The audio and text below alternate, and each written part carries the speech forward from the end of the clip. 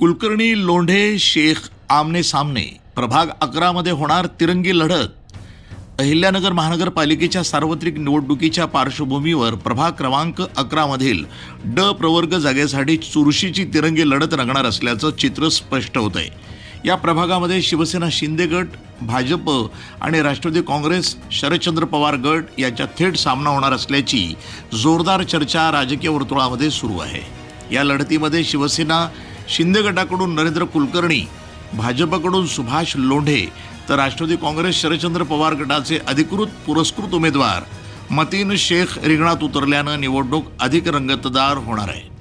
प्रभाग क्रमांक 11 हा मतदारसंख्येच्या दृष्टीनं महत्त्वाचा मानला जात असून इथं विविध समाज घटकांचा प्रभाव आहे. त्यामुळं तिन्ही प्रमुख पक्षांनी या प्रभागावर विशेष लक्ष केंद्रित केले. प्रत्येक उमेदवार आपापल्या पक्ष संघटनेच्या ताकदीवर आणि स्थानिक मुद्द्यांवर प्रचाराची रणनीती आखत असल्याचं पाहायला मिळतंय. आगामी काही दिवसात प्रचाराचा जोर वाढणार असून ही तिरंगी लढत नेमकी कुणाच्या बाजूनं झुकते या संपूर्ण शहराचं लक्ष तिथं लागलंय.